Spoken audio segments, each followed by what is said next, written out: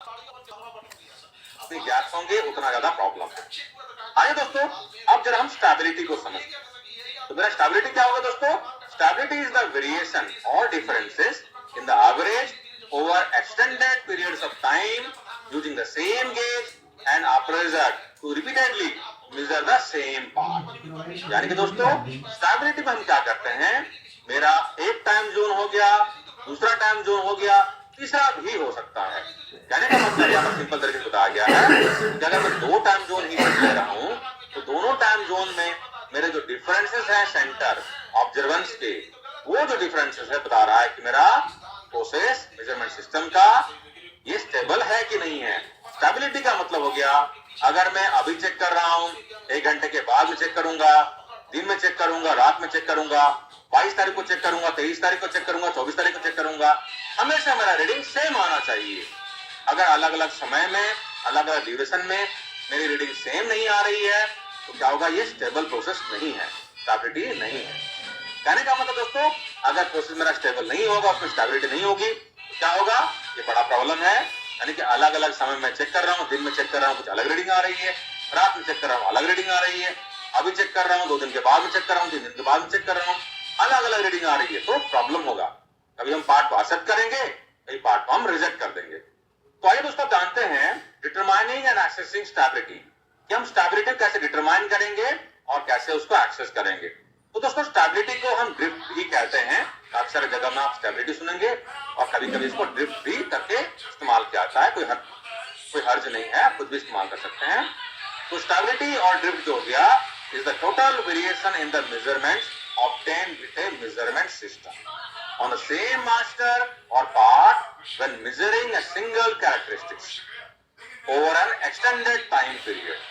कहने का मतलब दोस्तों, अगर मैंने मेजरमेंट रीडिंग अभी लिया है, 2 दिन के बाद में लिया है, 3 दिन के बाद में लिया है, क्या ये रीडिंग मेरे सेम आ रहे हैं? अभी मेरा जो बायस आ रहा है, लेट से इतना ही आ रहा है, मैंने 2 दिन के बाद में लिया, ज्यादा बढ़ गया, 3 दिन के बाद लिया और ज्यादा बढ़ गया। ये जो वेरिएशन बता रहा है, ये तो हो गया, क्या हो गया? मेरी स्टेबिलिटी बता रहा है सही नहीं है। यानी कि over a period of time मेरे प्रोसेस स्टेबल नहीं है। यानी कि जो रेफरेंस वैल्यू के रेफरेंस से मैं जब चेक कर रहा हूं, मैं टाइम के रेस्पेक्ट से चेक कर रहा हूं, इसमें अलग अलग वेरिएशन मेरा नजर आ रहा है। मेरा वेरिएशन जो है बढ़ता जा रहा है, यानी सही नहीं है। आइए दोस्तों समझते हैं रिपीटेबिलिटी क्या होता है। दोस्तों अब हम आ गए रिपीटेबिलिटी और रिप्रोड्यूसिबिलिटी में। अब हम थोड़ा सा अंदर में जा रहे हैं चीजों के। तो दोस्तों रिपीटेबिलिटी का डेफिनेशन हो जाएगा, repeatability is the variation between successive measurements of the same part, same characteristics by the same person using the same gauge। यानी कि अगर हमने सेम पार्ट उठाया, यानी कि लेट्स से फॉर एग्जांपल एक पार्ट लेते हैं, लंबा सा बार है ना, बार का ओडी ले लेते हैं 50 mm का, एक पॉइंट ऑफ मार्किंग कर दिया, तो ये जो ओडी हो गया, सेम पार्ट हो गया, सेम डायमेंशन हो गया, एक इंस्ट्रूमेंट ले लेते हैं, सेम इंस्ट्रूमेंट हो गया और सेम जगह में सेम ऑपरेटर उसको बार बार चेक करेगा, तो ये जो स्टडी हो जाएगी ये हो जाएगा मेरा रिपीटेबिलिटी। यानी कि मेरी रिपीटेबिलिटी में सेम पार्ट हो गया, सेम कैरेक्टरिस्टिक्स हो गई, सेम इंस्ट्रूमेंट हो गया, सेम ऑपरेटर हो गया और उसको बार बार चेक किया, है ना, ये हो गया रिपीटेबिलिटी। सिंपल है। तो दोस्तों मेरे रिपीटेबिलिटी में जो एरर्स आ सकते हैं या possible causes of poor repeatability, तो मेरी रिपीटेबिलिटी अगर खराब हो रहा है तो क्या क्या कारण हो सकते हैं? इसमें 2 चीजों को कंसीडर किया गया है, इक्विपमेंट्स के वजह से और पीपल के वजह से, यानी कि जो ऑपरेटर चेक कर रहा है उसके वजह से क्या हो सकता है। तो इक्विपमेंट में मेरा हो जाएगा गेज इंस्ट्रूमेंट नीड्स मेंटेनेंस, यानी कि गेज मेरा खराब हो गया है, उसमें मेंटेनेंस करने की जरूरत है। अगर ऐसा प्रॉब्लम होगा तो आपका रिपीटेबिलिटी इशू आएगी। तो gauge needs to be more rigid, gauge जो है सही नहीं है, यानी कि गेज का सिलेक्शन सही नहीं है, गेज रोबस्ट नहीं है और आपको बेटर रिजिड गेज बनाने की या सिलेक्शन करने की जरूरत है। तो ये दोनों पॉइंट जो हो गए इक्विपमेंट से रिलेवेंट है। अगर ये प्रॉब्लम होगी तब भी आपकी रिपीटेबिलिटी इश्यूज आएगी। नेक्स्ट जो हो गया पीपल, यानी कि अप्रेजर के रेफरेंस से। यहाँ पॉइंट क्या है? इन्वायरमेंटल कंडीशन, लाइटिंग या नॉइज, यानी कि जो ऑपरेटर चेक कर रहा है, अगर लाइटिंग सही नहीं होगी या बहुत ज्यादा नॉइज हो रहा होगा, उसको डिस्ट्रैक्शन हो रहा होगा, तो सही तरीके से इंस्पेक्शन नहीं कर पाएगा, है ना। लाइट सही नहीं होगी तो उसको दिखेगा नहीं और वो रीडिंग गलत बताएगा। तो हो सकता है कि ऑपरेटर का प्रॉब्लम प्रॉब्लम नहीं हो लेकिन इन्वायरमेंट की वजह से वो गलत रीडिंग बता रहा हो, या तो बहुत ज्यादा नॉइज हो रहा है, उसको डिस्ट्रैक्शन हो रही है, इंस्पेक्शन सही से नहीं कर पा रहा है, उसके वजह से भी आपकी रिपीटेबिलिटी की प्रॉब्लम होगी। और पीपल में सेकंड पॉइंट जो है फिजिकल कंडीशन यानी कि आई साइट, अगर बंदे का आई साइट ही सही नहीं होगा, है ना, उसकी आंखें खराब होगी, उसको दिखाई सही नहीं पड़ रहा होगा। दोस्तों काफी बार क्या होता है, कुछ इंस्ट्रूमेंट में अगर आप डिजिटल नहीं इस्तेमाल कर रहे हैं और अगर आप मैकेनिकल या एनालॉग इंस्ट्रूमेंट का इस्तेमाल कर रहे हैं जहां पर कि आंखों से देख के आपको रीडिंग लेना पड़ रहा हो, डिजिटली डिस्प्ले नहीं किया जा रहा हो, वहां पर आई साइट अच्छी होनी जरूरी है।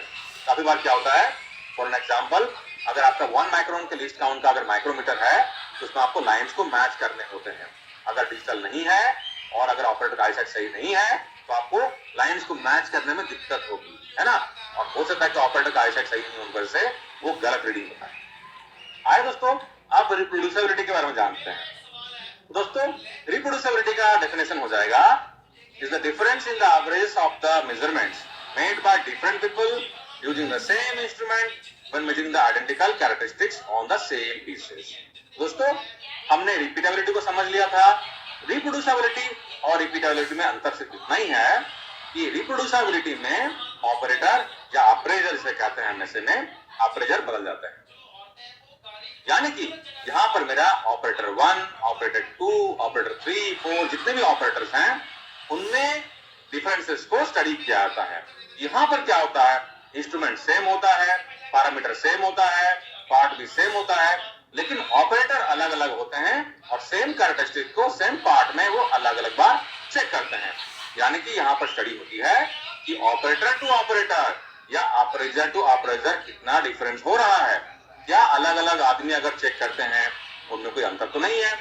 क्योंकि दोस्तों हमको ये स्टडी करने की जरूरत इसलिए भी है कि मेरे मेजरमेंट सिस्टम में, let's say for an example, मेरे 3-4 इंस्पेक्टर काम कर रहे हैं अब जो अलग अलग इंस्पेक्टर चेक कर रहे हैं, क्या वो सेम पार्ट को जब चेक करते हैं अलग अलग रीडिंग तो नहीं बताते हैं? क्या उनका इंस्ट्रूमेंट को होल्ड करने का तरीका अलग अलग तो नहीं है? अगर ये रहेगा तो क्या होगा दोस्तों, इससे प्रॉब्लम हो जाएगी। यानी कि एक ऑपरेटर बोलेगा पार्ट सही है, दूसरा ऑपरेटर इसको रिजेक्ट कर देगा, थर्ड ऑपरेटर बोलेगा यार चल भी सकता है, रिजेक्ट हो सकता है ना। अगर ऐसे अगर ऑपरेटर टू ऑपरेटर का वेरिएशन होगा तो वो सही नहीं है, क्योंकि पार्ट एक्चुअल में अच्छा है या खराब है, लेकिन ऑपरेटर अगर उसको गड़बड़ कर रहा है तो ये सही नहीं है ना। यानी कि हमको ये भी प्रूव करने की जरूरत है कि मेरा इंस्ट्रूमेंट सही है और साथ ही साथ ऑपरेटर भी सही है ना। तो हम दोनों को गेज आरआरआर स्टडी में स्टडी करते हैं और प्रूव करते हैं कि दोनों मेरे कंट्रोल में। तो दोस्तों मेरे रिप्रोड्यूसिबिलिटी में मैं ऑपरेटर ए से लेकर ऑपरेटर बी, और अगर मल्टीपल ऑपरेटर हैं 3-4 भी हैं तो उनके बीच में डिफरेंसेस को, उनके आपस में जो डिफरेंसेस हैं उनको स्टडी करते हैं, जिसे हम रिप्रोड्यूसिबिलिटी कहते हैं। और इसमें भी पॉसिबल कॉजेस हो सकते हैं, यानी कि अगर आपका रिप्रोड्यूसिबिलिटी खराब आ रहा है, यानी कि अगर आपका रिप्रोड्यूसिबिलिटी खराब आ रहा है तो कारण क्या हो सकते हैं? 3 कारण ब्रॉडली हैं। पहला, measurement procedure is not clear, यानी कैसे चेक करना है ये क्लियर ही नहीं है ना। इंस्ट्रूमेंट को ऐसे होल्ड करना है, ऐसे होल्ड करना है, पार्ट को ऐसे रखना है, ऐसे रखना है, वो क्लैरिटी नहीं है। तो मेजरमेंट प्रोसीजर अगर क्लियर नहीं होगा तो इससे वेरिएशन ऑपरेटर टू ऑपरेटर आ सकता है। दूसरा जो है, operator is not properly trained in using and reading gauge. Gauge जो है, आपने नया गेज को पकड़ा दिया ऑपरेटर को और ऑपरेटर को मालूम ही नहीं है कि रीडिंग कैसे लेना है, गेज का इस्तेमाल कैसे करना है, गेज को कैसे होल्ड करना है, पार्ट कैसे होल्ड करना है, यानी कि ऑपरेटर ट्रेंड ही नहीं है, तो क्या होगा, उससे भी आपका रिप्रोड्यूसिबिलिटी एरर आएगा। और थर्ड जो है, ऑपरेशनल डेफिनेशंस नॉट एस्टैब्लिश्ड। तो दोस्तों ऑपरेशनल डेफिनेशन का मतलब हो गया आपने प्रोसीजर एस्टैब्लिश नहीं किया है कि इंस्ट्रूमेंट कैसे होल्ड करना है, पार्ट कैसे होल्ड करना है, कहां पर रखना है, कैसे चेक करना है ना। ये सारे जो हो गया ऑपरेशनल डेफिनेशंस है, अगर इसमें क्लैरिटी नहीं होगी तो ऑपरेटर टू ऑपरेटर या रिप्रोड्यूसिबिलिटी वेरिएशन आने के चांसेस हो जाता है। तो रिप्रोड्यूसिबिलिटी के वेरिएशन को कंट्रोल करने के लिए आपको इन बातों का ख्याल रखना है और इनको कंट्रोल करना है ताकि आपका रिप्रोड्यूसिबिलिटी कंट्रोल में रहे।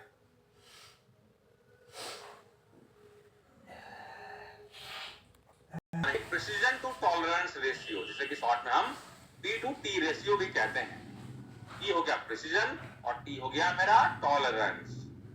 तो सर टॉलरेंस मेरा हो गया वो पैरामीटर जिसके लिए हम चेक कर रहे हैं, उसमें जो टॉलरेंस दिया गया है वो टॉलरेंस हो जाएगा। और प्रिसीजन के लिए यहाँ पर हम लोग 5.15 सिग्मा का इस्तेमाल करते हैं स्टैंडर्ड डेविएशन जो होता है, this accounts for 99% of the measurement system variation. और ये 5.15 जो है इंडस्ट्री स्टैंडर्ड है, इसका इस्तेमाल किया जाता है। ज्यादा आपको परेशान इसमें होने की जरूरत नहीं है, आपको सिर्फ इतना मानना है कि स्टैंडर्ड है 5.15 का, इसको इसी तरीके से इस्तेमाल करना है। यानी कि ये एक फॉर्मूला हो गया, आपको इसको बाय डिफॉल्ट इस्तेमाल करना है। यानी कि जब मैं precision to tolerance ratio calculate करता हूं तो बेसिकली क्या बताता है मुझे, ये मुझे बताता है कि what percentage of the tolerance is taken up by the measurement error. यानी कि जो टॉलरेंस है उसमें कितना वेरिएशन मेरे मेजरमेंट सिस्टम की वजह से आ रहा है, क्या उसके हिसाब से ये एक्सेप्टेबल है कि नहीं है। और दोस्तों ये प्रिसीजन टू टॉलरेंस रेशियो में मैं रिपीटेबिलिटी और रिप्रोड्यूसिबिलिटी दोनों को कवर करता हूं, दोनों मेरे कवर होते हैं इसमें। यानी कि इसमें मेरा operator multiplied by units multiplied by trial experiment सारे आ जाएंगे, और मेरा प्रिसीजन टू टॉलरेंस रेशियो का जो एक्सेप्टेबल लिमिट होता है रीच हो गया 10%। यानी कि 10% से अगर नीचे है बहुत बढ़िया है, 10% से 30% के अंदर में कंडीशनली एक्सेप्टेबल होता है, और 30% से अगर ऊपर जा रहा है आपका प्रिसीजन टू टॉलरेंस रेशियो, ये एक्सेप्टेबल नहीं है। तो दोस्तों अब हम जानते हैं मेजरमेंट कैपेबिलिटी इंडेक्स, यानी कि परसेंटेज गेज आर बहुत ही इंपॉर्टेंट एरिया है, और टिपिकली हमारे जो डिसीजंस होते हैं वो परसेंटेज गेज आर पर बेसिस करके बनाए जाते हैं। इसमें क्या मेजरमेंट सिस्टम के वेरिएशन को स्टडी करते हैं, है ना, और इसको पॉपुलरली हम लोग इंडस्ट्री में परसेंटेज गेज आर स्टडी कहते हैं। तो दोस्तों जो परसेंटेज गेज आर होता है ये होता है मेरा सिग्मा, यानी कि standard deviation measurement system divided by sigma यानी स्टैंडर्ड डेविएशन ऑब्जर्व प्रोसेस का वेरिएशन मल्टीप्लाइड बाय 100। ये मेरा फॉर्मूला हो गया। यानी कि मैं स्टैंडर्ड डेविएशन मेजरमेंट सिस्टम का उसको डिवाइड करूंगा standard deviation observe process variation से और मल्टीप्लाई करूंगा 100 से। ये जो निकलेगा ये हमेशा परसेंटेज में निकलता है ना, और ये परसेंटेज मेरा एक्सेप्टेबल लिमिट में होना चाहिए। और एक्सेप्टेबल लिमिट क्या है मेरा, जैसे कि मैंने बताया था 10% से नीचे बहुत बढ़िया है, एक्सेप्टेबल होता है, डिटेल हम आगे में जानेंगे। 10% से 20% के बीच में कंडीशनली एक्सेप्टेबल होता है, और 30% से ऊपर में रिजेक्टेड होता है। तो दोस्तों आप समझते हैं कि मेरे मेजरमेंट सिस्टम का एक्सेप्टेंस क्राइटेरिया क्या है। वैसे ऑलरेडी हमने इस पर थोड़ा सा डिस्कशन कर लिया है, थोड़ी सी क्लैरिटी ले ली है, लेकिन इसको फॉर्मल वे में समझना जरूरी है। तो दोस्तों यहाँ जो फॉर्मेट आप देख रहे हैं, पहला जो हो गया ये परसेंटेज गेज आर है, ये अलग अलग कंडीशंस हैं, डिसीजन क्या होगा और उसके रिलेवेंट कमेंट्स क्या है। तो पहला दोस्तों, अगर आपका परसेंटेज गेज आर जो निकल के आ रहा है अगर अंडर 10% आ रहा है, यानी कि 10% से नीचे आ रहा है, 2% है, 5% है, 8% है, तो क्या होगा डिसीजन आपका डिसीजन होगा generally considered to be an acceptable measurement system, यानी कि आपका मेजरमेंट सिस्टम परफेक्टली एक्सेप्टेबल है, आप इसको एक्सेप्ट कर सकते हैं। और इसमें रिलेवेंट कमेंट क्या है, recommended, especially useful when trying to sort or classify part or when tight end process control is required। दोस्तों जब आपका टाइट एंड प्रोसेस कंट्रोल चल रहा हो या टाइट एंड इंस्पेक्शन आप कर रहे हो या आप किसी पैरामीटर में एसपीसी कर रहे हो, स्टैटिस्टिकल प्रोसेस कंट्रोल कर रहे हो, जहां पर भी आप स्टैटिस्टिकल प्रोसेस कंट्रोल कर रहे हो वहां पर आपका परसेंटेज गेज आर 10% से नीचे होना ही चाहिए। अगर 10% से नीचे नहीं है आप उसको टाइट एंड इंस्पेक्शन में या एसपीसी में इस्तेमाल नहीं कर सकते। अगर आपका परसेंटेज गेज आर जो है 10% से 30% के अगर बीच में आ रहा है मे बी कंडीशनली एक्सेप्टेबल हो सकता है। यहां पर कमेंट क्या है, decision should be based upon for example importance of applicable measurement, cost of measurement device, cost of rework and repair should be approved by the customer. यानी कि अगर आपका मेजरमेंट सिस्टम में वेरिएशन जो है परसेंटेज गेज आर जो है 10% से लेकर 30% के अंदर में अगर आ रहा है ये कंडीशनली हो सकता है। अब कंडीशंस क्या क्या है इसमें, ऑफिसर कंडीशन हमने देखा है, अगर गेज आपका बहुत कॉस्टली है, उसको रिपेयर करवाने में दिक्कत हो रही है, आपका रिवर्क और रिपेयर का जो कॉस्ट है वो ज्यादा हो रहा है, या ऐसा कोई एप्लीकेशन से इंस्ट्रूमेंट इसके वजह से आपको कंसिडर करना पड़ रहा है, उस केस में आप कंडीशनली इसको आप एक्सेप्ट कर सकते हैं। हाँ लेकिन आपको ध्यान रखना है कि अगर जरूरत है तो अपने कस्टमर से इसका अप्रूवल ले लीजिए कि मेरा मेजरमेंट सिस्टम जो है ये इतना आ रहा है, 18% आ रहा है, 20% आ रहा है, 25% आ रहा है, मैं इसको इस्तेमाल करना चाहता हूं, ये सारे प्रिकॉशन के साथ। और थर्ड हो गया दोस्तों, थर्ड कंडीशन मेरा ओवर 30%, यानी कि मेरा परसेंटेज गेज आर 30% से ऊपर होगा, कंसीडर टू बी अनएक्सेप्टेबल, इसको बिल्कुल एक्सेप्ट नहीं कर सकते। Every effort should be made to improve the measurement system। अगर 30% से आ गया है तो आपको स्टडी करना है, आइडेंटिफाई करना है कि इक्विपमेंट वेरिएशन ज्यादा है, ऑपरेशन वेरिएशन ज्यादा है, कहां पर वेरिएशन आ रहा है, आपको रिलेवेंट एरिया को आइडेंटिफाई करना है और उसको इंप्रूव करना है। इंप्रूव करने के बाद दोबारा स्टडी कीजिए और कोशिश कीजिए कि ये 10% से नीचे आ जाए। और यहां पर इंपॉर्टेंट एरिया दोस्तों, दिस कंडीशन में be addressed by the use of an appropriate measuring strategy, जैसे कि using the average result of several readings of the same part characteristics in order to reduce final measurement variation. आप ऐसा भी कर सकते हैं कि 30% से ऊपर आ रहा है, उस केस में क्या कीजिए, आप मल्टीपल रीडिंग ले सकते हैं या आप अलग अलग ऑपरेटर से रीडिंग लेके उसका एवरेज निकाल के फिर आप डिसीजन ले सकते हैं कि उसको एक्सेप्ट करना है कि नहीं करना है। लेकिन दोस्तों ये जो होता है काफी कॉम्प्लिकेटेड होता है और बहुत बार ये प्रैक्टिकली पॉसिबल भी नहीं होता है और काफी सारे जगहों में कंट्रोलेबल नहीं होता है। अगर आप कंट्रोल एनवायरनमेंट में इस कंडीशन को पूरा नहीं कर सकते हैं तो आप अवॉइड कीजिए इसका इस्तेमाल करना, है ना, फिर दिक्कत हो जाएगी। तो दोस्तों हमने समझाया ऑलरेडी कि मेरे मेजरमेंट सिस्टम के वेरिएशन के लिए मैं एक्यूरेसी और प्रिसिजन का स्टडी करता हूं। एक्यूरेसी में मैं बायस, लिनियरिटी और स्टेबिलिटी स्टडी करता हूं और इसमें ये जो तीनों है मैं कैलिब्रेशन में कवर करता हूं। प्रिसिजन में मैं रिपीटेबिलिटी और रिप्रोड्यूसिबिलिटी कवर करता हूं। हम गेज आरएनआर स्टडी में करते हैं। तो दोस्तों रिपीटेबिलिटी क्या होता है, रिप्रोड्यूसिबिलिटी क्या होता है, बायस, लिनियरिटी, स्टेबिलिटी क्या होता है ना, इनको हमने डिटेल में ऑलरेडी समझ लिया है। अब हम गेज आरएनआर स्टडी को थोड़ी डिटेल में और समझें। हम अपने मेजरमेंट सिस्टम्स के रिपीटेबिलिटी और रिप्रोड्यूसिबिलिटी के बारे में जानते हैं। अब ये रिपीटेबिलिटी क्या होता है, रिप्रोड्यूसिबिलिटी क्या होता है, इसके बारे में हमने ऑलरेडी डिटेल में डिस्कशन कर लिया है। तो हम जो भी प्रोसेस कंटिन्यू करते हैं, अब प्रोसेस में वेरिएशन तो होगा ही। अब प्रोसेस में जो वेरिएशन होता है उस वेरिएशन में मेजरमेंट सिस्टम का कंट्रीब्यूशन भी रहता है, यानी कि प्रोसेस की टोटल वेरिएशन में मेरे मेजरमेंट सिस्टम का वेरिएशन भी इंक्लूडेड रहता है। तो गेज आरएनआर क्या हो जाएगा, it is a mean of discovering how much of the process variation is due to the measurement device and measurement method। यानी कि मेरा जो मेजरमेंट डिवाइस हो गया, इंस्ट्रूमेंट गेज हम सिलेक्शन कर रहे हैं, इसका इस्तेमाल कर रहे हैं इंस्पेक्शन करने के लिए, जो मेरा ऑपरेटर है उनके इंस्पेक्शन करने का जो मेथड है, ये सारे आ गया मेरे मेजरमेंट सिस्टम में, है ना। यानी कि इंस्ट्रूमेंट आ गया, ऑपरेटर आ गया और उसका मेथड आ गया, ये सारे मिला के बन गए मेरे मेजरमेंट सिस्टम। तो इन मेजरमेंट सिस्टम का कंट्रीब्यूशन टोटल वेरिएशन में कितना है और क्या ये एक्सेप्टेबल है कि नहीं है, इन चीजों को जानने के लिए हम गेज आरएनआर स्टडी। तो दोस्तों गेज आरएनआर स्टडी में हमारे दो तरह के स्टडी होते हैं। पहला होता है वेरिएबल गेज आरएनआर स्टडी, जिसमें कि हम हमारे जो वेरिएबल पैरामीटर होते हैं उनका स्टडी करते हैं। दूसरा जो होता है जिसके हम बाद में जानेंगे वो हो जाएगा हमारा एट्रीब्यूट गेज आरएनआर स्टडी। तो वेरिएबल पैरामीटर मेरे कौन से हो सकते हैं, जैसे कि मैं वर्नियर कैलिपर से, माइक्रोमीटर से, बोर डायल से मैं चेक करता हूं, ये सारे हो गए मेरे वेरिएबल गेज आरएनआर स्टडी में इस्तेमाल किए जाएंगे। एट्रीब्यूट में कौन सा हो सकता है, एट्रीब्यूट में जैसे कि मैंने कोई विजुअल इंस्पेक्शन किया, जैसे कि बर है कि नहीं है, स्क्रैच है कि नहीं है, इसके अलावा मैंने थ्रेड प्लग गेज यूज किया, थ्रेड रिंग गेज यूज किया, स्नैप गेज इस्तेमाल किया, ये सारे जो हो जाएंगे जहां पर कि मुझे result typically okay, not okay, good, bad पता चलता है, वो सारे हो जाएंगे मेरे एट्रीब्यूट स्टडी। तो दोस्तों आइए जरा पहले वेरिएबल गेज आरएनआर स्टडी को डिटेल में समझते हैं। तो दोस्तों वेरिएबल गेज आरएनआर स्टडी को डिटरमाइन करने के लिए टोटल 3 मेथड्स का इस्तेमाल किया जाता है इंडस्ट्री में। पहला जो मेथड है रेंज मेथड है, दूसरा मेथड जो है एवरेज एंड रेंज मेथड है और थर्ड जो है एनालिसिस ऑफ वेरिएंस मेथड, जिसे कि हम एनोवा मेथड भी कहते हैं। तो दोस्तों ये 3 मेथड जो हैं रेंज, एवरेज एंड रेंज और एनोवा, इनमें से सबसे बेस्ट मेथड जो माना जाता है वो है एनालिसिस ऑफ वेरिएंस मेथड, क्योंकि इसमें हम इंटरैक्शन भी स्टडी करते हैं। अभी डिटेल में क्या है हम आगे में जानेंगे। दूसरा मेथड जो है ये प्रिफर किया जाता है एवरेज मेथड, और थर्ड जो है वो रेंज मेथड है, ये रेकमेंडेड नहीं होता है और इनफैक्ट ऑटोमोटिव जो स्टैंडर्ड है ये भी रेकमेंड नहीं करता है। हालांकि आप एवरेज एंड रेंज मेथड और एनोवा मेथड दोनों में से किसी का इस्तेमाल कर सकते हैं।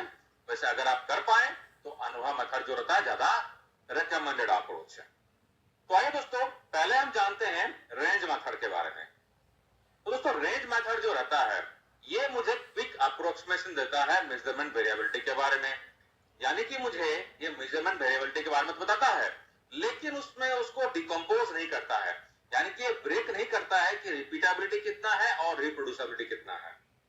और रेंज मेथड को कनेक्ट करने के लिए टिपिकली 2 ऑपरेटर, ऑपरेटर का मतलब हो गया इंस्पेक्टर या आपके ऑपरेटर हो गए हैं, और 5 पार्ट्स, यानी कि ये जो है सबसे हल्का मेथड है, यानी कि सबसे कम ऑपरेटर और कम पार्ट्स में हम कर सकते हैं। हालांकि यहाँ पर प्रॉब्लम ये है कि रिपीटेबिलिटी और रिप्रोड्यूसिबिलिटी में चीजों को ब्रेक नहीं करता है, तो हमें पता नहीं चलता यहाँ पर किसका कंट्रीब्यूशन कितना है। और यहाँ पर जितने भी ऑपरेटर है, यानी कि जो 2 ऑपरेटर है, वो पांचों पार्ट को एक एक बार चेक करेंगे और हर एक पार्ट का हम मेजरमेंट का रेंज कैलकुलेट करेंगे इसमें, और कैलकुलेशन करने के बाद में हम ये स्टडी करेंगे कि ये मेरा एक्सेप्टेबल रेंज में है कि नहीं। लेकिन दोस्तों ये जो मेथड है ये सफिशिएंट नहीं होता है हमारे टीका के प्रोसेस के लिए, और आईएटीएफ के रिक्वायरमेंट को, इनफैक्ट आईएटीएफ से पहले भी आईएसओ टीएस और क्यूएस 9000 में भी इसको रिकमेंडेड अप्रोच नहीं माना था। दूसरा जो मेरा मेथड है दोस्तों वेरिएबल गेज आरएनआर करने का, वो है एवरेज एंड रेंज मेथड। यानी कि पहले वाले मेथड में देखा था रेंज मेथड था, अब यहाँ पर एवरेज भी आ गया, यानी कि एवरेज और रेंज मेथड दोनों है यहाँ पे। और इस मेथड में हम रिपीटेबिलिटी और रिप्रोड्यूसिबिलिटी को सेपरेटली हम आइडेंटिफाई कर सकते हैं, और इसको कंडक्ट करने के लिए टिपिकली हम 3 अप्रेजर्स और 10 पार्ट्स का इस्तेमाल करते हैं। वैसे काफी बार 3 अप्रेजर की जगह में 4 अप्रेजर या उससे ज्यादा अप्रेजर भी लिया जा सकता है, लेकिन टिपिकली 3 अप्रेजर और 10 पार्ट्स 10 पार्ट के साथ में शो किया जाता है। Each appraiser measures each part 3 times in a random order। जो पार्ट्स हम सिलेक्शन करते हैं इनको रैंडम ऑर्डर में हर एक अप्रेजर जो रहता है उसको चेक करता है, और इसका इवोल्यूशन जो है ग्राफिकल और न्यूमेरिकल दोनों तरीके से कर सकते हैं, और इसका इवोल्यूशन जो है हम ग्राफिकल और न्यूमेरिकल तरीके से करते हैं, यानी कि इसमें ग्राफ भी बनते हैं और न्यूमेरिकल नंबर भी आपको मिलते हैं, जिससे कि आप समझ पाएं कि एक्सेप्टेबल है कि नहीं है। और इसके अलावा दोस्तों इसमें आपको equipment variation, appraisal variation, percentage RNR जो हो जाएगा equipment variation plus appraisal variation दोनों को मिला के होता है, और पार्ट वेरिएशन मुझे पता चलता है, और इसके अलावा मुझे टोटल वेरिएशन टीवी भी पता चलता है। और टोटल वेरिएशन जो मेरा होता है ये होता है रिपीटेबिलिटी और रिप्रोड्यूसिबिलिटी प्लस मेरा जो पार्ट वेरिएशन है, इन दोनों के स्क्वायर को ऐड करने के बाद मेरा टोटल वेरिएशन निकलता है। आज दोस्तों अब मैं आप लोगों को टिप्स देता हूं कि अगर आपको एवरेज एंड रेंज मेथड जो काफी पॉपुलरली इस्तेमाल किया जाता है इंडस्ट्री में, अगर आपको वेरिएबल गेज आरएनआर स्टडी करना है तो कैसे करेंगे। तो दोस्तों जैसे कि हमने देखा है यहाँ पे 3 ऑपरेटर रहते हैं, तो आप क्या कीजिए, जो लाइन से 3 ऑपरेटर रहते हैं जो कि रूटीन में पार्ट का इंस्पेक्शन कर रहे हैं, जिस कैरेक्टरिस्टिक्स का आप सिलेक्शन कर रहे हैं, जिस इंस्ट्रूमेंट का, जिस गेज का आप सिलेक्शन कर रहे हैं स्टडी के लिए, आप रेलेवेंट बंदों को ही लाइन से लीजिए जो कि रूटीन में इंस्पेक्शन करने में इन्वॉल्व होने चाहिए। ऐसा नहीं होना चाहिए कि आपको गेज आरएनआर स्टडी सही दिखाने के लिए आपको एक क्वालिफाइड बंदे को आप ले लें स्टडी करने के लिए, ये गलत हो जाएगा। जो रूटीन में ऑपरेटर हैं आपके, वो सही कर रहे हैं कि नहीं, उनके साथ ही आपको देखना है कि मेजरमेंट सिस्टम का मेथड आपका सही है कि नहीं। वो 3 ऑपरेटर आपने ले लिए, लेट्स से राम, श्याम, गोपाल, 3 बंदे हो गए। 10 पार्ट का सिलेक्शन कर लीजिए, और पार्ट के आपको एक कैरेक्टरिस्टिक्स लेना है। लेट्स से कैरेक्टरिस्टिक्स आपने ले लिया है, होल डाया है ना, पार्ट है इसमें कि एक होल है। अब होल का डाया जो आपने लिया है, 10 पार्ट जो लिया है, आपको ये लिखना कि जो 10 पार्ट हैं सारे के सारे पार्ट्स ओके नहीं होने चाहिए, क्योंकि आप जानना चाह रहे हैं कि मेरा मेजरमेंट सिस्टम जो है वो सही है कि नहीं है। इसलिए आप जो 10 पार्ट का सिलेक्शन यहाँ पर करें, उन पार्ट्स में अच्छे पार्ट भी होने चाहिए और खराब पार्ट भी होने चाहिए। कुछ बॉर्डर केसेस वाले हैं उनको भी आप ले सकते हैं।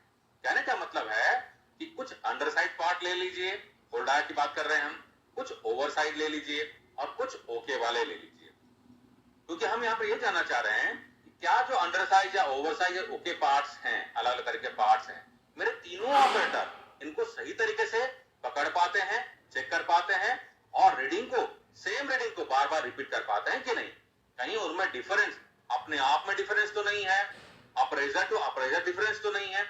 इन सारी चीजों को हम स्टडी करना चाह रहे हैं। तो जो 10 पार्ट आपने लिया हुआ है, उन पार्ट्स को आप नंबरिंग कर दीजिए, यानी कि पार्ट्स को मिक्स करने के बाद में आप उनको नंबरिंग कर दीजिए। नंबर परमानेंट मार्कर से कर लीजिए। नंबर ऐसे जगहों में कीजिए जहां पर कि ऑपरेटर को नजर नहीं आए। आइडियली अगर आप ऐसे जगह मार्किंग कर पाते हैं जहां पर ऑपरेटर नजर नहीं आए तो सही है। नंबरिंग करने के बाद में आपने सारा कुछ सेट कर लिया। जनरली क्या होता है, इस तरह के स्टडी के लिए 2-3 बंदों का इस्तेमाल किया जाता है स्टडी को कंडक्ट करने के लिए। आप इसको स्टडी करने के लिए क्या कीजिए, एक आपको रिकॉर्डर लगेगा करेगा जो कि जो ऑब्जर्वेशंस आ रही हैं उनको रिकॉर्ड करे। आप एक कंप्यूटर का भी इस्तेमाल कर सकते हैं जिसमें कि एक्सेल शीट जो होता है टिपिकल फॉर्मेट ये जारन स्टडी का ये आसानी से अवेलेबल रहता है। आप उस शीट को ओपन कर लीजिए, उसमें ऑपरेटर के नाम डाल दीजिए और फॉर्मेट में आपको रीडिंग भरने हैं। आपको कंप्यूटर जो है आपको इस तरीके से रखा हुआ होना चाहिए कि जिन इंस्पेक्टर को या ऑपरेटर को आप स्टडी के लिए बुला रहे हैं उनको नजर ना आए।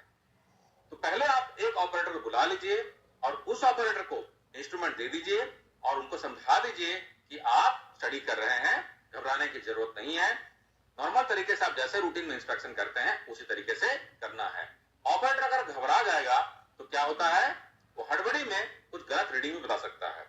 और दोस्तों टिपिकली ये ह्यूमन साइकोलॉजी है कि अगर आप इस तरीके की स्टडी करेंगे तो ऑपरेटर थोड़ा बहुत घबराते ही हैं। उनको लगता है कि हमारा कुछ टेस्ट लिया जा रहा है, अगर कुछ गलती होगी तो कुछ इशू बन सकता है, तो वो नंबर्स को या रीडिंग्स को याद रखने की कोशिश करते हैं।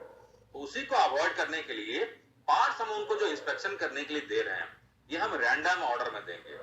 यानी कि मैंने जो पार्ट का नंबरिंग किया है 1 से 10, मैं उसको रैंडम ऑर्डर में पहले ऑपरेटर को पहली बार में ऑफर करूंगा। फॉर एग्जांपल मैंने पहले पार्ट नंबर 2 दे दिया, 5 दे दिया, 4 दे दिया, 8 दे दिया, 7 दे दिया, 1 दे दिया। इस तरीके से मिक्स करके एक एक पार्ट को मैं ऑफर करूंगा अप्रेजर को। अप्रेजर इंस्ट्रूमेंट से उसकी रीडिंग लेगा और रीडिंग बताएगा। तो हो सकता है कि एक बंदा पार्ट को ऑफर करे और जब रीडिंग बताया जाए तो दूसरा बंदा जो है कंप्यूटर में उस रीडिंग को एंट्री करते चला जाए। तो पहले ऑपरेटर ने जब 10 पार्ट को चेक करके रैंडम ऑर्डर में नंबर बता दिए, उसको जाने के लिए बोलिए। अब दूसरे अप्रेजर को बुला लीजिए, फिर उसी तरीके से दूसरे अप्रेजर को रैंडम ऑर्डर में 10 पार्ट ऑफर कीजिए, उसके सारे रीडिंग ले लीजिए, अब उसको जाने के लिए बोलिए। अब थर्ड अप्रेजर को बुला लीजिए, उसको भी रैंडम ऑर्डर में सारे पार्ट ऑफर करने के बाद में उसके रीडिंग ले लीजिए। अब तीनों अप्रेजर के 10-10 रीडिंग हो गए, यानी 30 रीडिंग हो गए। दोबारा आप पहले ऑपरेटर को बुलाइए, उसके बाद में दोबारा सेकेंड ऑपरेटर को और दोबारा थर्ड ऑपरेटर को। सेकेंड राउंड कंप्लीट हो गया, फिर थर्ड टाइम तीनों ऑपरेटर को एक करके बुलाइए। तो दोस्तों इस तरीके से हम हर एक ऑपरेटर को एक एक बार करके बुलाते हैं। इससे क्या होगा दोस्तों, रैंडमनेस रहती है। तो दोस्तों 3 ऑपरेटर हो गए, 10 पार्ट्स हैं और 3 रीडिंग आपको लेनी है।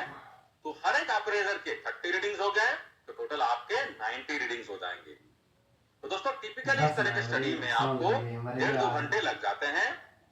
तो आप अप्रेजर को समय के बारे में पहले से बता दीजिए कि इतना टाइम फ्री होके आ जाए, और जो टीम मेंबर्स रहेंगे जो स्टडी कनेक्ट करवा रहे हैं उनके टाइम भी पहले से ब्लॉक कर लीजिए, ताकि स्टडी करने के दौरान में कोई हड़बड़ी नहीं हो। एक बार आपने ऑपरेटर के सारे रीडिंग ले लिए, फिर उनको जाने के लिए बोल दीजिए। बाकी का जो रहता है दोस्तों कैलकुलेशन रहता है। और आज के टाइम में टिपिकली काफी सारे एक्सेल शीट्स अवेलेबल हैं, और अगर आप चाहें तो दूसरे स्टैटिस्टिकल सॉफ्टवेयर जैसे कि मेरी टैब है, इसका भी आप इस्तेमाल कर सकते हैं। कैलकुलेशन रहते हैं दोस्तों, ये ऑटोमेटिकली जनरली हो जाता है, उसमें ज्यादा दिमाग लगाने की जरूरत नहीं है। जो रिजल्ट आ रहा है न्यूमेरिकल या जो ग्राफ बन रहा है, आपको उसको समझना आना चाहिए। समझ के इंटरप्रिटेशन लेना, और एक्सेप्टेबल है कि नहीं है हमको ये समझना, कुछ गैप्स है कि नहीं है उनको समझना, और गैप पर एक्शन लेना हमारे लिए इंपॉर्टेंट होता है। आइए दोस्तों अब हम थर्ड मेथड को समझते हैं, जो कि सबसे बेस्ट मेथड है। ये है मेरा एनालिसिस ऑफ वेरिएंस मेथड, यानी कि एनोवा मेथड। तो दोस्तों एनोवा मेथड और मेरा जो एवरेज और रेंज मेथड है, इसमें डिफरेंस ये है कि एनोवा मेथड जो है ये इंटरेक्शन को भी कैप्चर करता है, यानी कि इसमें मुझे रिपीटेबिलिटी और रिप्रोड्यूसिबिलिटी सेपरेटली मिलेगा, जो कि मुझे रेंज मेथड में नहीं मिल रहा था। मेरा एवरेज और रेंज मेथड और एनोवा मेथड दोनों मेथड कैपेबल हैं रिपीटेबिलिटी और रिप्रोड्यूसिबिलिटी को सेपरेटली कैप्चर करने के लिए। लेकिन एनोवा मेथड में स्पेशल क्या है ना, evaluates interaction between appraiser and parts, यानी कि पार्ट और अप्रेजर के बीच में जो इंटरैक्शंस हैं उनको भी कैप्चर करता है। और इसको भी कनेक्ट करने का तरीका जो होता है, इसमें भी 3 अप्रेजर्स और 10 पार्ट्स होते हैं। तो जो तरीका हमने अपनाया था एवरेज और रेंज मेथड में, सेम तरीका इस स्टडी के लिए भी हम अपनाएंगे, कोई चेंज नहीं है। Each appraisal measures each part 3 times in a random order, है ना।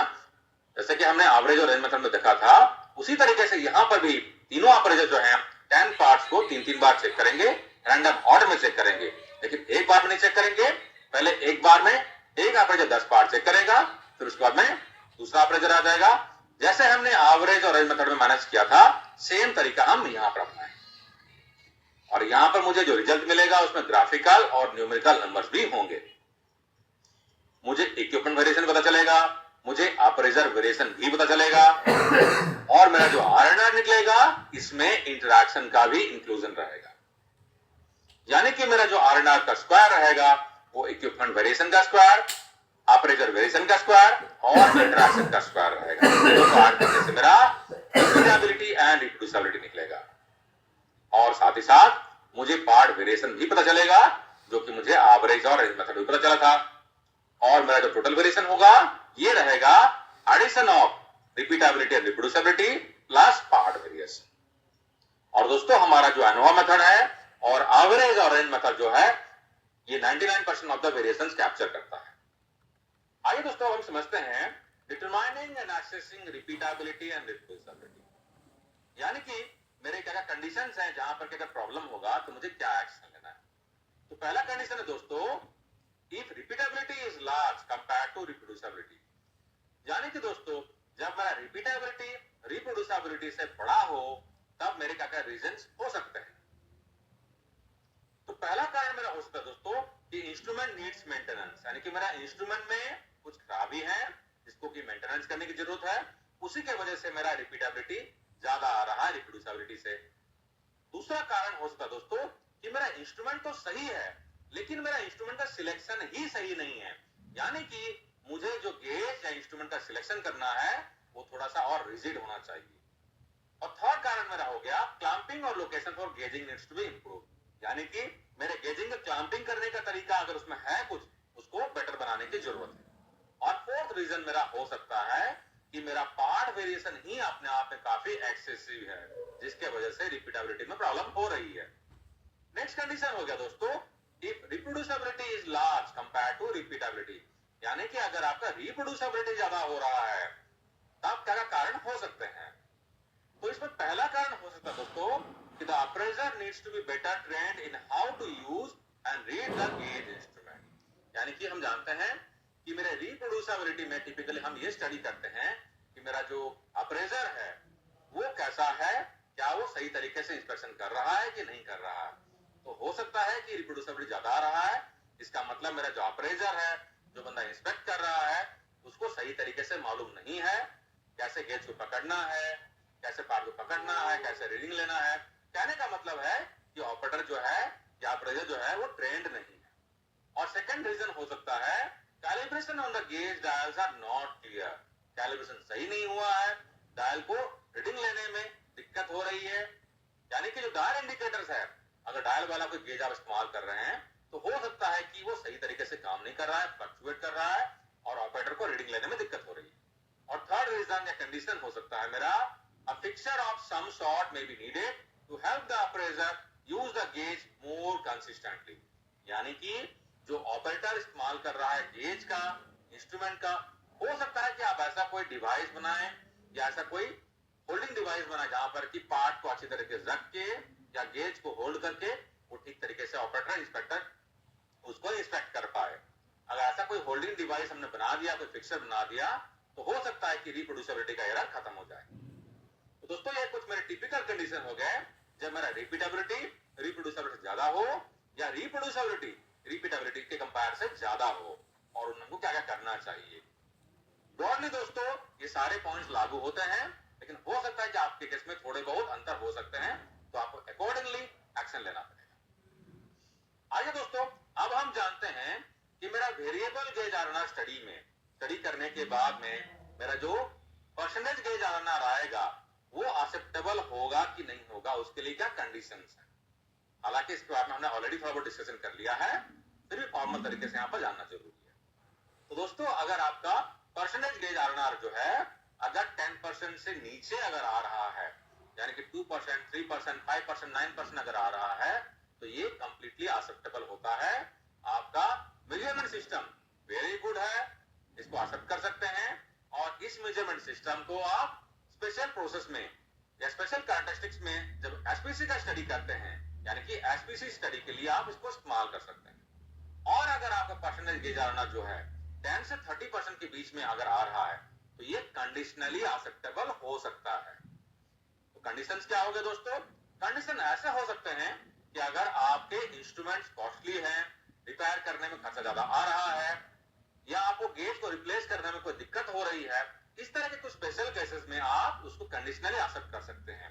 हाँ, लेकिन कोशिश कीजिए कि अगर आप इस तरीके से कंडीशनली आप उसको एक्सेप्ट कर रहे हैं तो कस्टमर्स को कॉन्फिडेंस में ले लीजिए, कस्टमर को इन्फॉर्म कर लीजिए कि ऐसा ऐसा है, मेरा मेजरमेंट सिस्टम का जो वेरिएशन आ रहा है वो 18%, 20% या 25% आ रहा है, मैं उसको इस्तेमाल करना चाहता हूं, ये रीजन है और ये आपके इंफॉर्मेशन के लिए है। और कोशिश कीजिए कि अगर जरूरत पड़ती है तो रिटर्न में कस्टमर से अप्रूवल ले लीजिए। और दोस्तों, अगर आपको परसेंटेज गुजारना जो है मोर देन 30% अगर आ रहा है तो ये नॉट एक्सेप्टेबल होता है। और दोस्तों, ये सारे कंडीशन जो है इस बात पर भी डिपेंड करता है कि आपका current level of process variation कितना है। अगर आपका प्रोसेस वेरिएशन ज्यादा है तो कुछ लेवल तक आप मेजरमेंट सिस्टम के वेरिएशन को कर सकते हैं, लेकिन अगर आपका प्रोसेस का वेरिएशन ही कम होगा तो आपको मेजरमेंट सिस्टम के वेरिएशन को कम रखना पड़ेगा।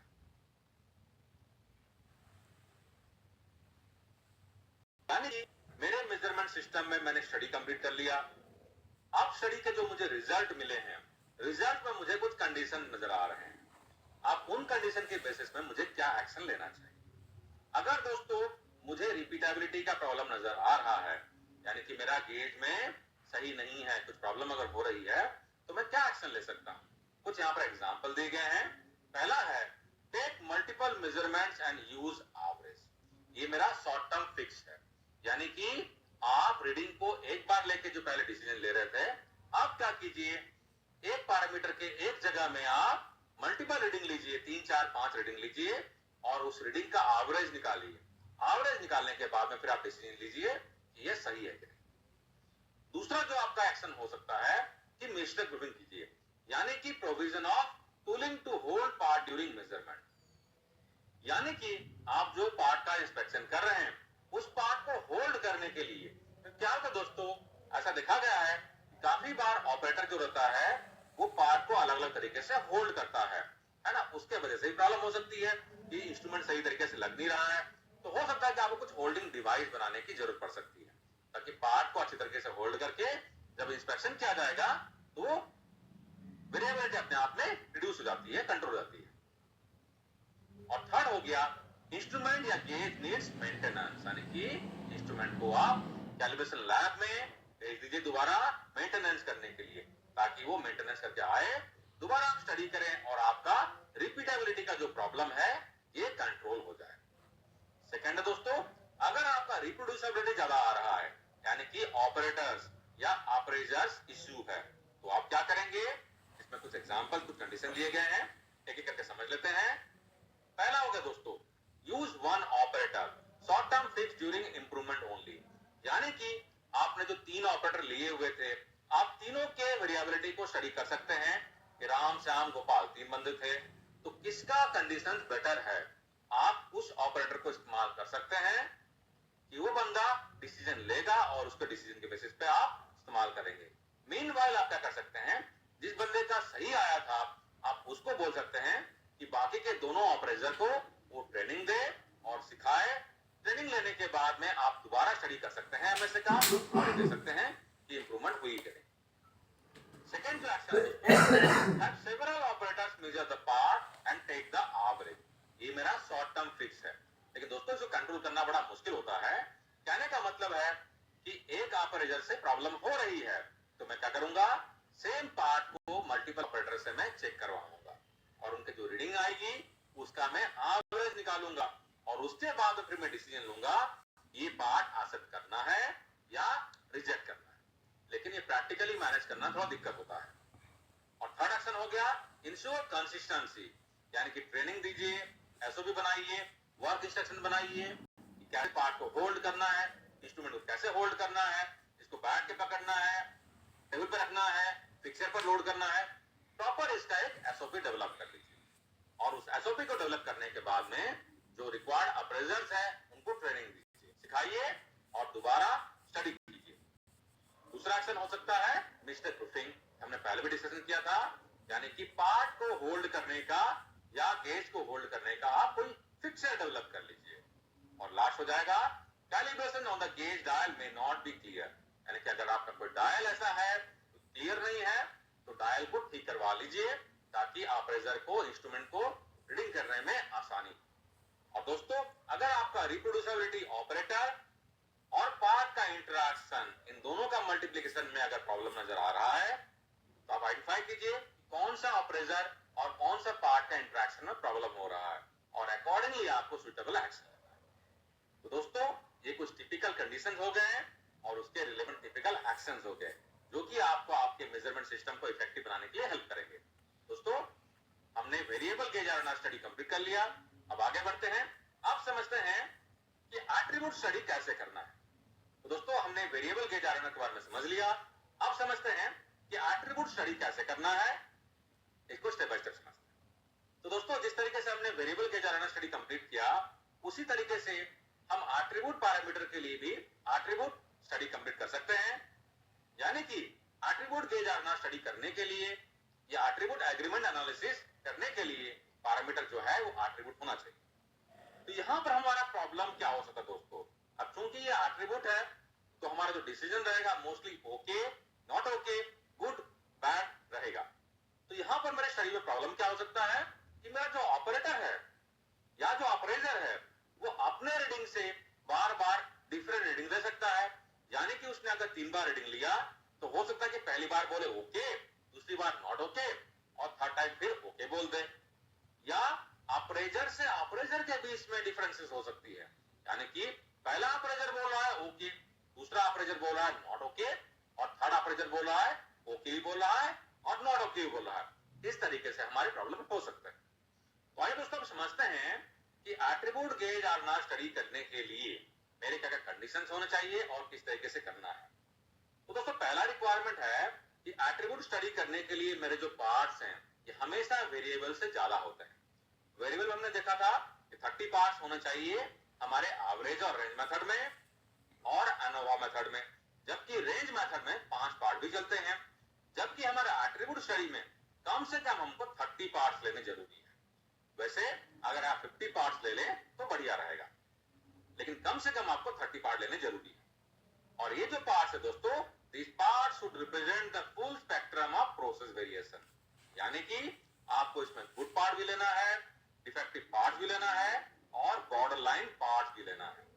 फॉर एन एग्जाम्पल अगर आप स्टडी कर रहे हैं एक पार्ट है जहां पर कि स्क्रैच का प्रॉब्लम आ रहा है या नेकिंग का प्रॉब्लम आ रहा है, तो आपको ऐसे पार्ट सिलेक्शन करने हैं जहां पर कि स्क्रैच जो है वो एक्सेप्टेबल कंडीशन में हो। कुछ पार्ट ऐसे सिलेक्शन करना है जो कि स्क्रैच जो है एक्सेप्टेबल कंडीशन में नहीं हो। और थर्ड कुछ ऐसे भी लेने हैं पार्ट आपको जो कि बॉर्डर केसेस में हो, यानी कि ओके भी हो सकता है, नॉट ओके भी हो सकता है। हम इस तरह के पार्ट का सिलेक्शन इसलिए कर रहे हैं ताकि हम जानना चाहते हैं कि हमारे जो अलग अलग अप्रेजर्स हैं क्या वो इनको सही तरीके से पकड़ पाते हैं कि नहीं, और क्या हर बार उनकी रीडिंग सही हो रही है कि नहीं। नहीं तो क्या होगा दोस्तों, क्योंकि दोस्तों हो सकता है कि कुछ मेरे जो इंस्पेक्टर्स हैं या जो ऑपरेटर्स हैं ओके पार्ट को रिजेक्ट कर रहे हों, कुछ ऑपरेटर जो हैं वो रिजेक्टेड पार्ट को ओके कर रहे हों, है ना। इससे क्या होगा, सिस्टम में प्रॉब्लम हो सकती है, कस्टमर को डिफेक्टिव पार्ट जा सकता है या कस्टमर को ओके पार्ट की सप्लाई भी बंद हो सकती है। तो हमें ये जानना है कि क्या मेरा मेजरमेंट सिस्टम कैपेबल है इन तरह के वेरिएशन को कैप्चर करने के लिए। और दोस्तों यहाँ पर एट्रीब्यूट स्टडी के लिए एक अलग रिक्वायरमेंट है मेरे एक्सपर्ट की। यानी कि मैंने अगर 30 पार्ट लिए हुए हैं तो मुझे पहले एक एक्सपर्ट चुनना है। एक्सपर्ट जो होगा दोस्तों ये कोई सीनियर बंदा होना चाहिए। आप एक क्वालिटी का या प्रोडक्शन का या इंजीनियरिंग का ऐसा कोई बंदा ले सकते हैं जो कि जिस पर्टिकुलर पैरामीटर के आप स्टडी कर रहे हैं उसको सही तरीके से डिसीजन ले पाए। यानी कि वो जो एक्सपर्ट रहेगा पहले 30 पार्ट्स को वो चेक करेगा और बताएगा। यानी कि 30 पार्ट आपने ले लिया जो कि मिक्सअप कंडीशन में है, ओके भी है उसमें, नॉट ओके भी है और बॉर्डर केसेस भी है, उनको आप पहले नंबरिंग कर लीजिए 1 to लेके 30 तक, जैसे हमने वेरिएबल स्टडी में किया था। नंबरिंग ऐसे कीजिए जहां पर कि ऑपरेटर को नजर ना आए।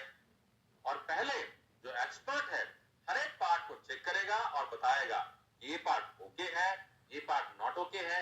यानी कि उसका जो डिसीजन रहेगा ओके और नॉट ओके का ये पहले रिकॉर्ड कर लेना है।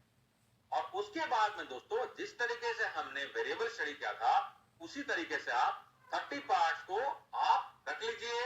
एक बंदा रिकॉर्डर रहेगा जो कंप्यूटर में पहले एक्सपर्ट्स की रीडिंग को एंट्री कर देगा। उसके बाद में आप पहले ऑपरेटर को बुला लीजिए, उसको आप 30 पार्ट्स को रैंडम ऑर्डर में आप उसको दीजिए चेक करने के लिए। वो चेक करेगा और अपना वो कंडीशन बताएगा कि उसको एक्सेप्टेबल है या नॉट एक्सेप्टेबल है। ऑपरेटर जो है आपके रूटीन के होने चाहिए। पहला ऑपरेटर का 30 रीडिंग्स हो गए, उसको जाने के लिए बोलिए। दूसरे ऑपरेटर को बुला लीजिए, उसका 30 रीडिंग ले लीजिए, उसको जाने दीजिए। फिर तीसरे को बुला लीजिए, तीनों के 30 रीडिंग हो गए, फिर उनको दोबारा बुलाइए, फिर तीसरी बार बुलाइए। यानी कि यहां पर हर एक ऑपरेटर जो है 30 पार्ट के 3-3 रीडिंग लेगा, यानी कि यहां पर हर एक ऑपरेटर जो है वो 90 रीडिंग देगा। यानी कि टोटल रीडिंग जो हो जाएगा आपके एक ऑपरेटर के 90, यानी कि तीनों ऑपरेटर के मिला के 93 हो गया 270, यानी कि टोटल आपके 270 रीडिंग यहां पर हो जाएंगे। तो दोस्तों सारे रीडिंग लेने के बाद में आप अब उनका इफेक्टिवनेस को कैलकुलेट करेंगे। आइए दोस्तों अब हम जानते हैं कि मेरा एट्रीब्यूट स्टडी में मेरे जो रिजल्ट निकल के आएंगे उसमें से क्या क्या रिजल्ट निकलते हैं और उसके एक्सेप्टेंस से कंडीशंस क्या हैं। तो दोस्तों पहले जो टर्म्स हैं, पहले टर्म्स को जान लेते हैं, उसके बाद हम कंडीशन को जानेंगे। तो पहला टर्म जो है इंपॉर्टेंट दोस्तों वो है इफेक्टिवनेस। इफेक्टिवनेस जो होता है दोस्तों, it is the ratio of number of correct decisions and total opportunity for a decision. यानी कि जो टोटल रीडिंग ली गई है उसमें मेरे जो करेक्ट डिसीजन की रेशियो क्या निकल के आ रही है वो हो जाएगा मेरा इफेक्टिवनेस। मिस रेट जो है दोस्तों, जैसे कि नाम बता रहा है मिस कर दिया, यानी कि decision is okay for rejected parts, यानी कि पार्ट जो थे आपके रिजेक्टेड थे उनको रिजेक्ट बोलना चाहिए था लेकिन मिस हो गया, आपने गलती से उसे ओके बोल दिया। ठीक है ना, समझने की कोशिश कीजिएगा। मिस रेट यानी कि मिस हो गया, यानी कि पार्ट था रिजेक्टेड उसको बोल दिया okay. Decision is okay for rejected parts. Second जो हो गया वो हो गया फॉल्स अलार्म, यानी कि अलार्म दे रहा है वो भी फॉल्स, यानी कि सही अलार्म नहीं दे रहा है। कहने का मतलब हो गया decision is rejected for okay part, parts okay है लेकिन हम बोल रहे हैं रिजेक्टेड, है ना। ये हो गया फॉल्स अलार्म, गलत अलार्म दे रहा है। गलत क्या है, पार्ट तो ओके है लेकिन उसको रिजेक्ट बोलो। तो दोस्तों ये हो गया मेरा इफेक्टिवनेस, मिस रेट और फॉल्स अलार्म। इसके अलावा हम कैलकुलेट करते हैं कप्पा वैल्यू। तो दोस्तों अब जानते हैं हम एक्सेप्टेंस क्राइटेरिया हमारे effectiveness, miss rate, false alarm और कप्पा वैल्यू के लिए। तो पहले जान लेते हैं हम इफेक्टिवनेस, मिस रेट और फॉल्स अलार्म का रिक्वायरमेंट क्या है। तो दोस्तों आपका इफेक्टिवनेस का जो एक्सेप्टेंस क्राइटेरिया है वो है आपका इफेक्टिवनेस मोर देन 90% होना चाहिए। अगर आपके अप्रेजर्स के इफेक्टिवनेस 90% से अगर नीचे आ रहे हैं तो ये एक्सेप्टेबल नहीं होंगे। मिस रेट जो है आपका लेस देन 5% होना चाहिए। फॉल्स अलार्म जो है आपका लेस देन 10% होना चाहिए।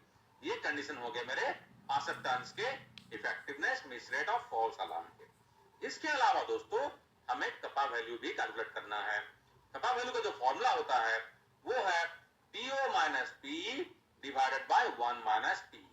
तो मेरा PO जो हो गया ये है प्रोबेबिलिटी ऑब्जर्व और P जो हो गया प्रोबेबिलिटी एक्सपेक्टेड, यानी कि मैं रेशियो निकालूंगा मेरी प्रोबेबिलिटी एक्सपेक्टेड के अगेंस्ट में प्रोबेबिलिटी ऑब्जर्व का। और मेरा कप्पा वैल्यू का जो एक्सेप्टेंस क्राइटेरिया है ये शुड बी मोर देन 75% होना चाहिए। तो दोस्तों ये हो गए मेरे एक्सेप्टेंस क्राइटेरिया एट्रिब्यूट असेसमेंट के लिए। तो दोस्तों मैं आशा करता हूं कि हमारे इस प्रोग्राम से आपको measurement system analysis, types of variation, bias, linearity, stability, repeatability, reproducibility, variable gauge RNR और एट्रिब्यूट गेज आरएनआर कैसे करना है, कैसे स्टडी कंडक्ट करना है, रिजल्ट कैसे निकालना है, उसका इंटरप्रिटेशन कैसे लेना है, आपको समझ में आ गया होगा। तो दोस्तों क्वालिटी हब इंडिया की तरफ से मैं आर्यन विश्वकर्मा आपको बेस्ट विशेष देता हूं। आप कंटिन्यूअली